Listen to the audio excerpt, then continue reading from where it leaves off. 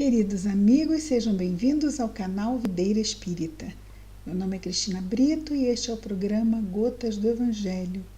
Aqui, diariamente, vemos as mensagens do Espírito Emmanuel, recebidas pela mediunidade de Chico Xavier e reunidas no livro Palavras de Vida Eterna, publicado pela Federação Espírita Brasileira. Hoje nós vamos ver uma mensagem grave, quer dizer, o tom dela, o assunto dela é um assunto grave, muito sério. O título da mensagem é Perante Jesus, ou seja, diante de Jesus. O versículo destacado por Emmanuel, nessa mensagem número 12, é o versículo 22 do capítulo 26 do Evangelho narrado por Mateus.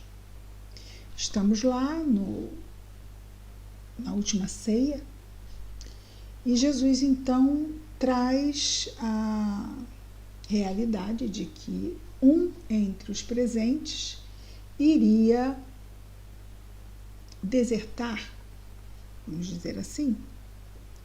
E aí eles perguntam a Jesus, serei eu, Senhor? Serei eu, Senhor? Serei eu, Senhor?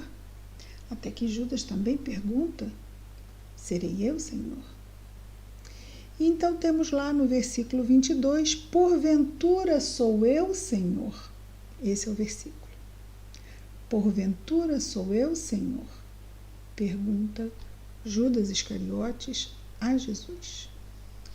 Emmanuel comenta esse versículo e esse contexto da seguinte forma: diante da palavra do Mestre, reportando-se ao espírito de leviandade e defecção que o cercava, os discípulos perguntaram aflitos, porventura sou eu, Senhor?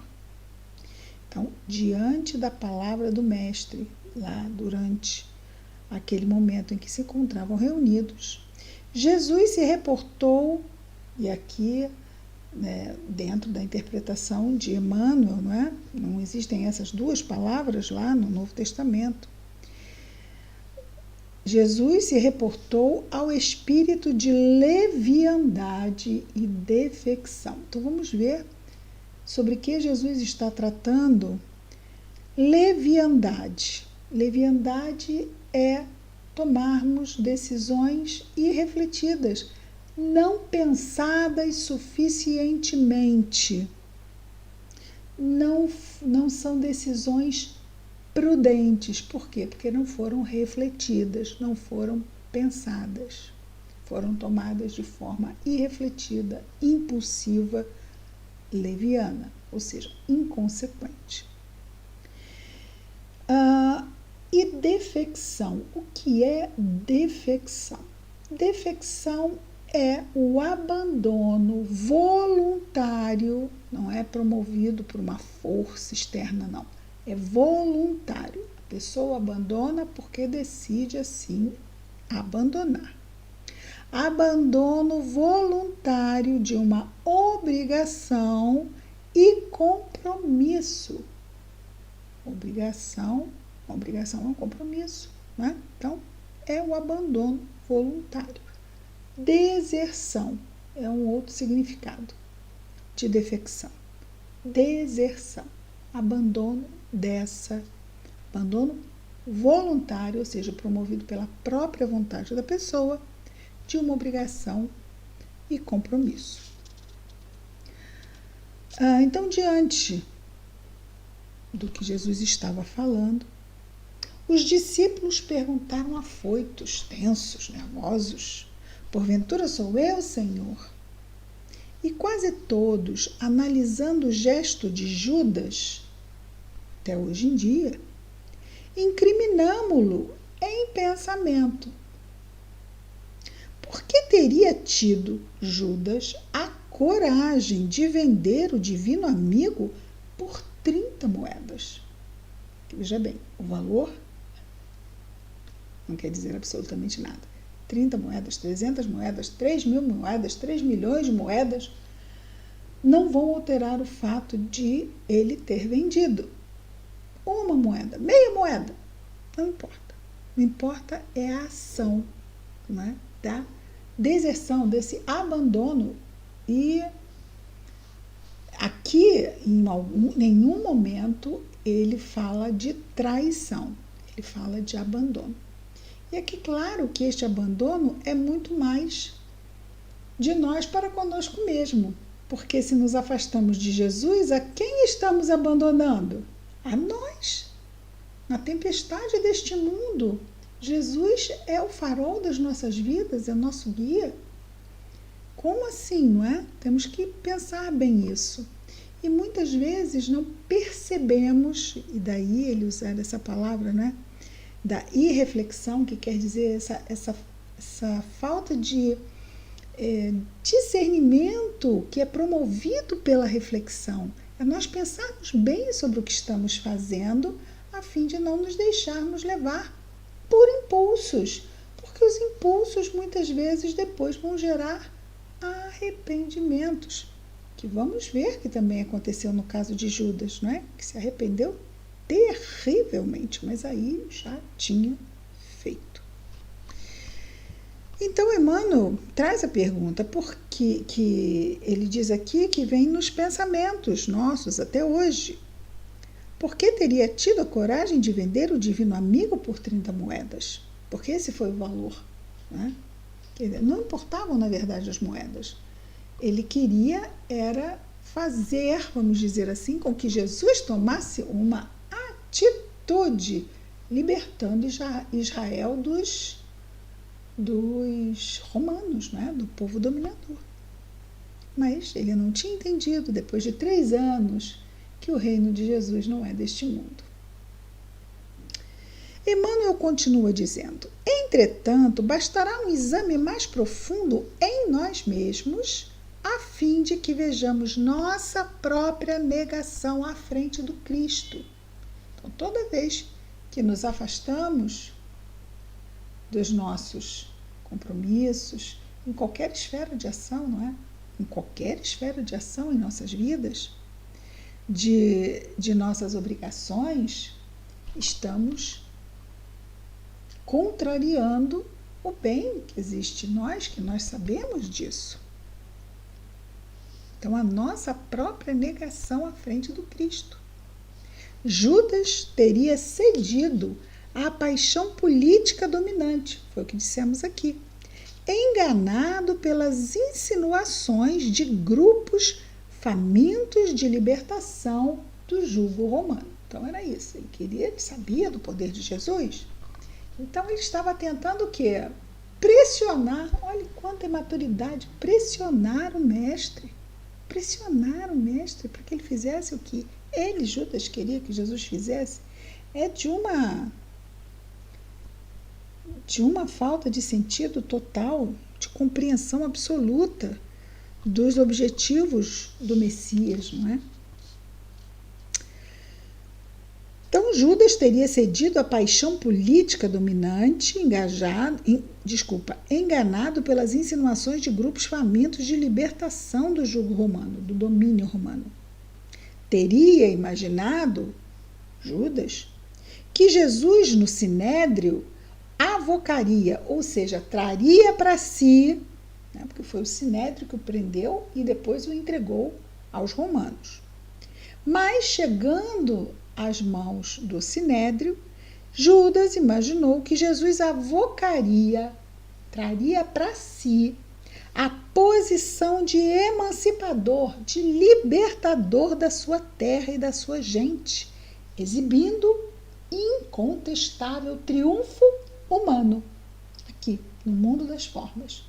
Mas Jesus não veio para trabalhar o triunfo do mundo das formas.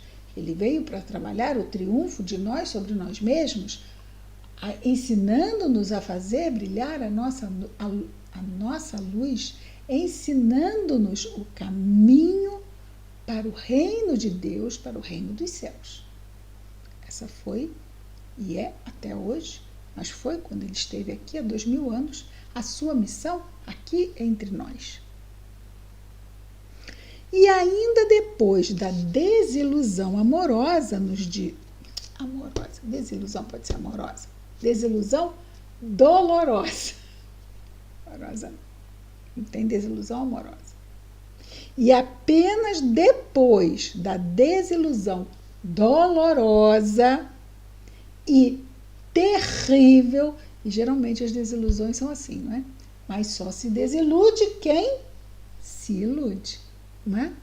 Então, somente depois da desilusão dolorosa e terrível, teria assimilado toda a verdade. E daí o desespero que, infelizmente, o levou ao suicídio. E Emmanuel pergunta: mas nós,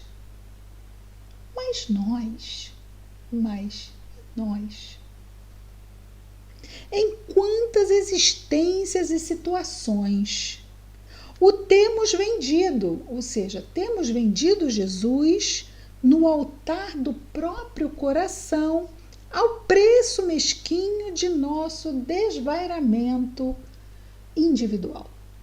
Ou seja, nós também, quantas existências temos nos apartado e abandonado o Mestre por,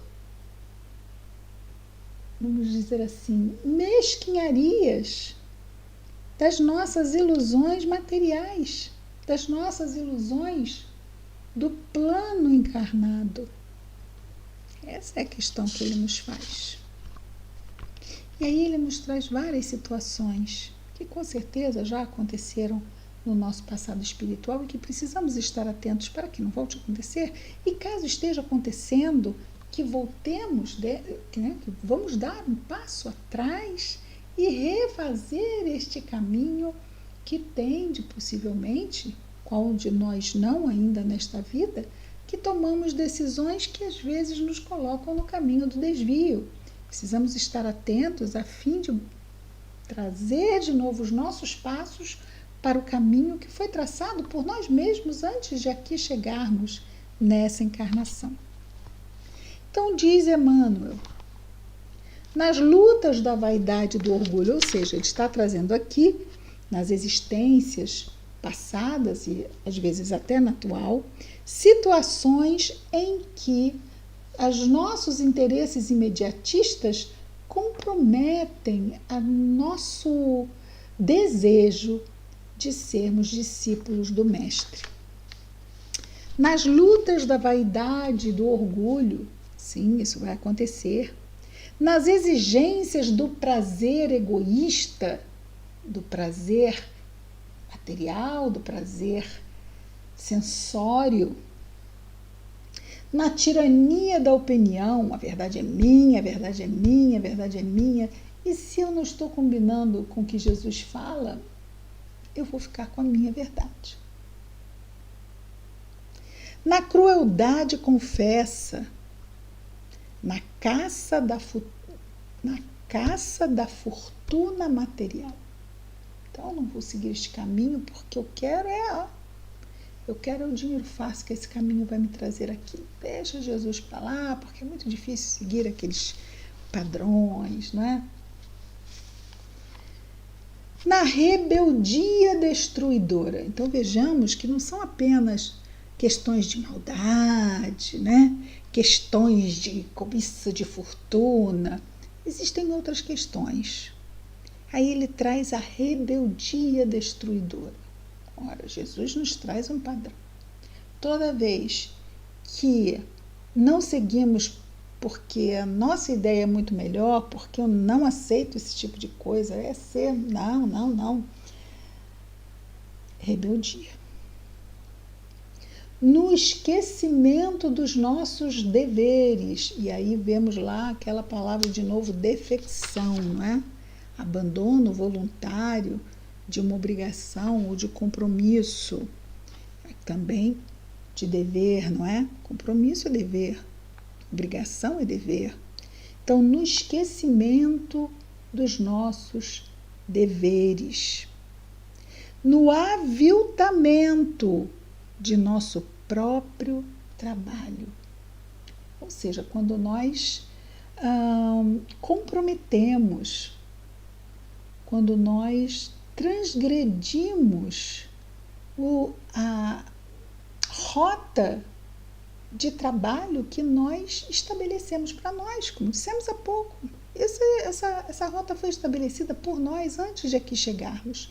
E às vezes aviltamos e fazemos conosco mesmo, porque nos afastarmos de Jesus, Ele sabe que é uma questão de tempo nós retornarmos ao bom caminho. Tempo que a gente decidir. Mas que nós é que estaremos na condição de quem vai perder. De quem vai perder. Quando nós colocamos o trabalho do bem, em qualquer instância que seja, por algo que não seja uma boa direção, vamos dizer assim, nós somos as nossas próprias vítimas. E há que se lamentar, ou havemos de nos lamentar de nossas escolhas imaturas, irrefletidas, infelizes. E o nosso Emmanuel, caminhando já para a conclusão, nos diz: na edificação íntima do reino de Deus, meditemos nossos erros, conscientes ou não. Porque às vezes a gente vai perceber que está fazendo algo e não sabe por que está fazendo. Por que eu estou fazendo isso? A razão deve estar lá no meu inconsciente. Mas eu estou percebendo o que eu estou fazendo. E eu sei que essa não é a melhor escolha. Então isso deve ser o suficiente para eu já colocar lá vamos dizer assim, na quarentena de que isto aqui não está bom. Eu tenho que rever e buscar um melhor encaminhamento para esta questão. Posso fazer isso em qualquer momento, não é? Então, na edificação íntima do reino de Deus, meditemos nossos erros, conscientes ou não, definindo nossas responsabilidades e débitos para com a vida. Eu tenho débitos para com a vida? Pergunta. Você mora num mundo de provas e expiações? Moro. A Terra é um mundo de provas e expiações. Então tem. Porque quem mora no mundo de provas e expiações é um espírito imperfeito. Bom, a não ser que a pessoa seja já um espírito bom, que esteja aqui como um missionário. Vamos olhar. Não, eu particularmente, missionário, nenhuma chance.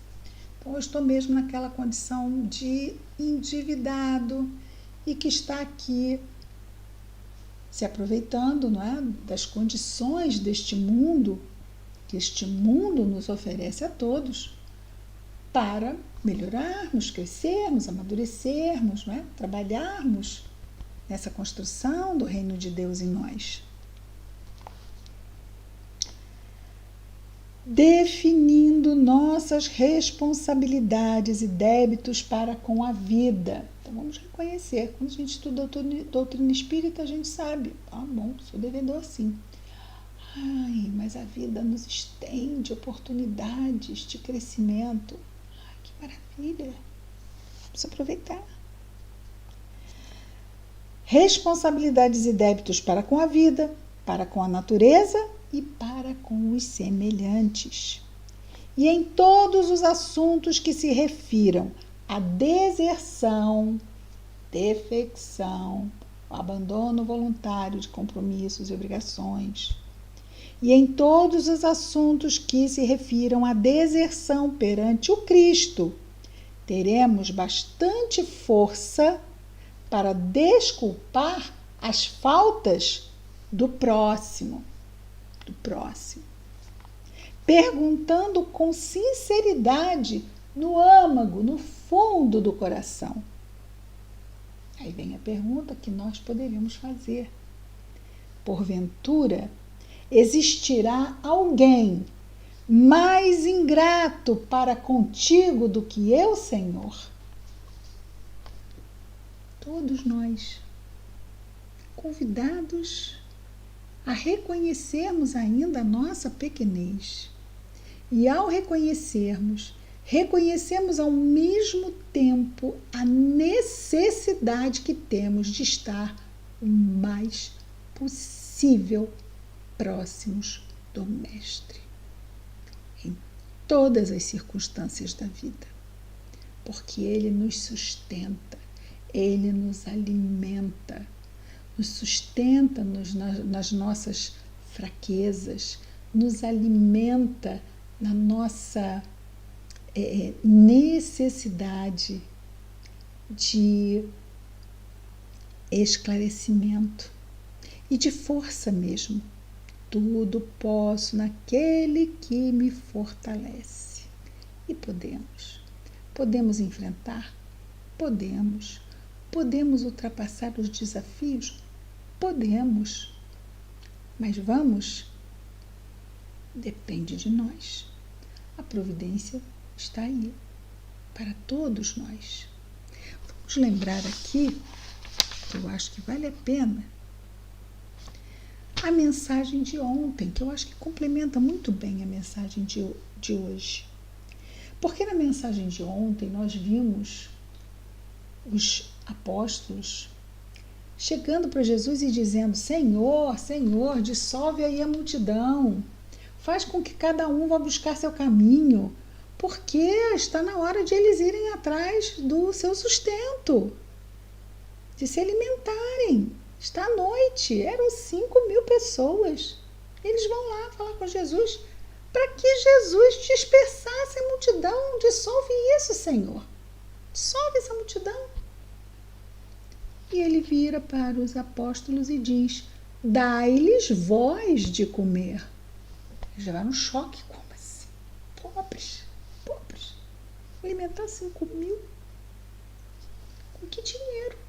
E eles viram para Jesus e dizem: mas Senhor, como é que nós vamos arranjar X denários para pagar pão para toda essa gente?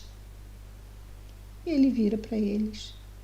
E só então, já repassando a eles a obrigação de amparar a multidão, ele pergunta o quê? Quantos pães tendes? Ele não quer saber se é muito ou pouco. Ele recebeu 5 pães e 2 peixes para 5.000 pessoas e não disse: não quero não, vocês têm tão pouco para dar, isso aí eu estou dispensando. Foi daqueles 5 pães e 2 peixes que Jesus alimentou 5.000 pessoas e sobraram 12 cestos. Mas são cestinhos não, tá? Cestinhos enormes. 12. Que ele mandou recolher. Encheu 12. Olha o cuidado também com as sobras, para não desperdiçar. Então, havia um problema. Os discípulos queriam dispersar o problema, se afastar dele. Jesus disse: resolvam o problema. Eles estão aqui por minha causa. E vocês estão aqui por minha causa. O problema é de vocês. Não posso, Senhor, não posso. E aí, o que vocês podem dar de vocês? Só tenho isso, Senhor. Passe para cá. E ele pegou os pães, os 5, foi partindo e dando para os apóstolos que iam entre a multidão e distribuíam, e Jesus foi partindo os 5 pães, os 2 peixes, e aquilo não acabava. E com aqueles 5 pães e 2 peixes ele alimentou 5.000. Mas é claro que ele foi transmutando os fluidos. Pensamento e vontade manipulam os fluidos. Temos na doutrina espírita. Espírito puro, com seu pensamento que nós nem temos ideia. Quer dizer, até temos, né? Pegava uma pessoa faltando um montão de pedaços por causa da hanseníase, chamada lepra, e dizia: quero ser limpo. Pensamento e vontade, porque nosso corpo físico também são fluidos. E no casamento, transmutou água em vinho. Fluido cósmico universal. Para um espírito puro, coisa mais fácil do mundo. Um vinho como nunca se provou, melhor do que tudo que já tinha sido servido naquele casamento, porque já era o 3º dia do casamento. Nós precisamos de ajuda para promover o bem na Terra. Mas Jesus não vai prescindir, Jesus não vai abrir mão da nossa cota na ação do bem neste mundo. E vai nos perguntar: quantos pães tendes? E será bom que a gente apresente e fique, não é? A quantidade de migalha que a gente tenha para apresentar. Para que a gente não pergunte depois: porventura existirá alguém mais ingrato para contigo do que eu, Senhor? Sim, sabemos que falta muito para chegarmos no ponto de realmente aproveitarmos integralmente todas as oportunidades, é claro. Mas, os gatos, está aí nosso esforço em promovermos realmente isso para as nossas vidas, que é isso que queremos, não é? É isso que queremos. Perante Jesus, estarmos com a nossa consciência, estarmos bem com a nossa consciência.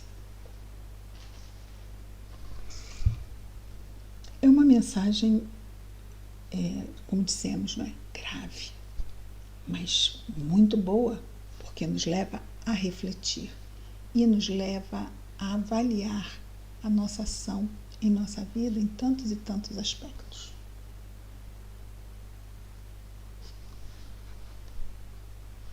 Vamos fazer a prece, eu não confio. Vocês desculpem, que eu não quero levar no susto, porque às vezes eles brigam.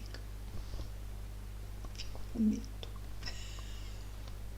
Mas não tenhamos medo, porque se brigarem não vão se machucar, só um pouquinho às vezes. Vamos manter a calma, a serenidade, uma almofada entre um e outro vai fazer bem. Pronto, assim está melhor. Limite. Limite é bom. Vamos orar? Querido Jesus, Mestre amado, obrigado, Senhor, pelas oportunidades que chegam até nós todos os dias. Ajuda-nos, Senhor, na nossa vigilância, nos nossos compromissos, a fim de que estejamos, Senhor,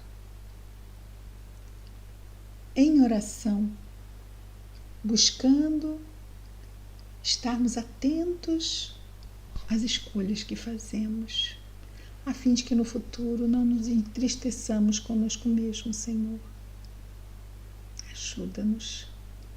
Ajuda-nos a não sermos impulsivos, a pensarmos bastante quando a dúvida nos assaltar sobre o que é melhor para fazer neste momento. Que as tuas bênçãos, Senhor Jesus, possam estar na nossa saúde física, mental, emocional, espiritual. Possam envolver o nosso anjo guardião, abençoando também, Senhor, nossos lares, famílias, afetos. E todos os nossos irmãos de humanidade igualmente, Senhor, abençoa. Em especial te pedimos pelos nossos irmãos que neste momento estejam em sofrimento, aonde quer que se encontrem. Que as tuas bênçãos, Senhor, estejam em nós e entre nós, hoje e sempre.